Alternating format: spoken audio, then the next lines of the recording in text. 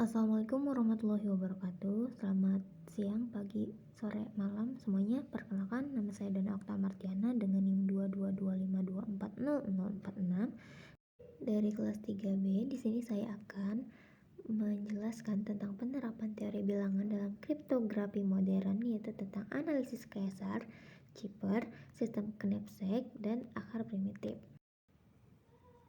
Di era modern ini, hampir semua aktivitas, mulai dari komunikasi, transaksi keuangan, hingga penyimpanan data penting, dilakukan secara elektronik. Tentu, hal ini menjadi keamanan informasi sebagai kebutuhan yang sangat penting agar data kita tidak disalahgunakan atau disadap. Menariknya, ilmu yang menjaga keamanan ini yaitu kriptografi, dibangun di atas konsep-konsep dasar dari teori bilangan, seperti modulo, bilangan prima, dan akar primitif. Dari sandi Kaisar ke kunci publik, perjalanan kriptografi itu sangatlah panjang. Awalnya, kriptografi hanya digunakan sebagai teknik sederhana untuk menyembunyikan pesan rahasia, misalnya pada sandi Kaisar. Sandi Kaisar adalah salah satu metode enkripsi yang paling sederhana dan tertua yang digunakan oleh Julius Caesar sekitar 50 sebelum Masehi. Waktu itu beliau menggunakan sandi ini untuk mengabari pasukannya. Nah, cara kerjanya itu sangat mudah.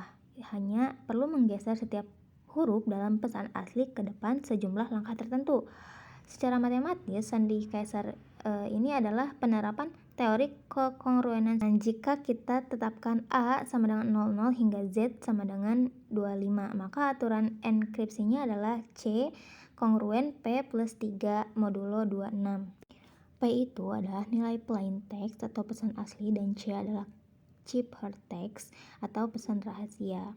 Sering berjalannya waktu, para kriptalis menemukan pola kemunculan huruf analisis frekuensi yang bisa membongkar sandi-sandi klasik ini. Perubahan besar ini terjadi pada tahun 1970-an dengan hadirnya kriptografi kunci publik.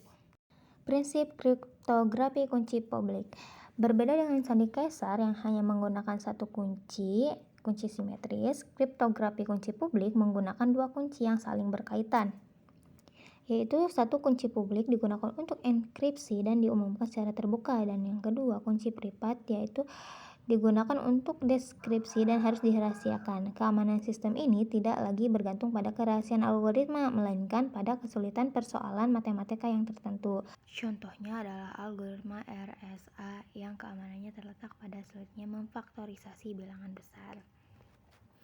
Nah, yang sekarang kita ke sistem kripto Knapsack. Salah satu kripto sistem kunci publik yang pertama dikembangkan oleh sistem kripto Knapsack diusulkan oleh Markley dan Hellman pada 1978.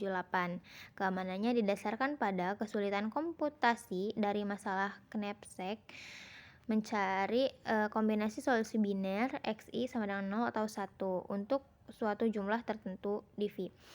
Urutannya ada dua. Yang pertama itu urutan superincreasing atau kunci privat adalah urutan bilangan di mana setiap elemen AI lebih besar dari jumlah semua elemen yang mendahulunya. Masalah Knapsack yang menggunakan urutan ini mudah dipecahkan. Contoh A sama dengan 1, 2, 4, 8, 16. Yang kedua kunci publik yaitu urutan superincreasing tadi diubah menjadi urutan lain BI melalui kekongruenan BI kongruen A dikali AI modulo M. Urutan BI ini tidak superincreasing sehingga masalah Knapsack menjadi sulit bagi pihak luar. Nah, penerima pesan kemudian menggunakan inverse dari dari A untuk mengubah kembali masalah Knapsack yang sulit. S menjadi masalah yang mudah jadi S aksen menggunakan kunci privat superincreasing tadi, dan pesan asli dari blok biner XI pun berhasil dipulihkan.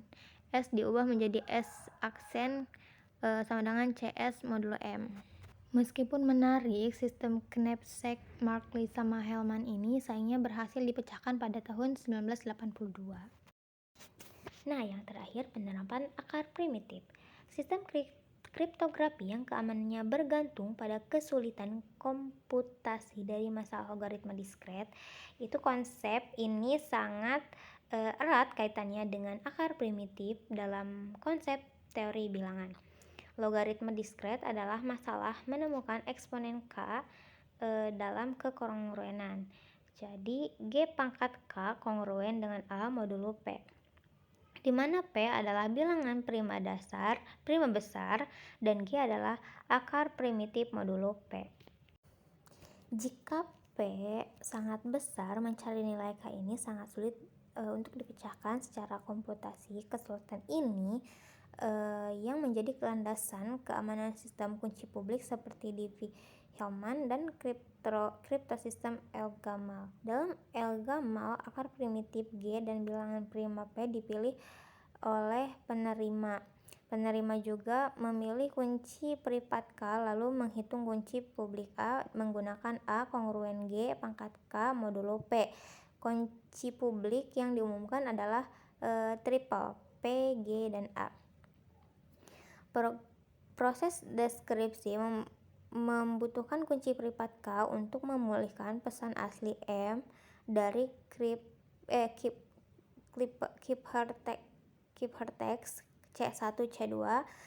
Kriptosistem ini menunjukkan bagaimana akar primitif memungkinkan asimetrik komputasi mudah dienkripsi tetapi hampir mustahil dideskripsi tanpa kunci rahasia. Perjalanan kriptografi dari sandi kaisar yang sederhana menuju sistem kunci publik yang kompleks telah membuktikan satu hal. Penerapan teori bilangan dalam kriptografi modern menunjukkan bahwa konsep matematika abstrak, yaitu kekongruenan modular, yaitu sandi kaisar, urutan superincreasing, itu knapsack, dan akar primitif itu oleh Elgamal, merupakan tulang punggung utama dan prasyarat fundamental dalam membangun keamanan digital yang kita gunakan secara luas pada saat ini. Mungkin itu saja yang dapat saya sampaikan. Mohon maaf jika banyak kekurangan. Terima kasih. Assalamualaikum warahmatullahi wabarakatuh.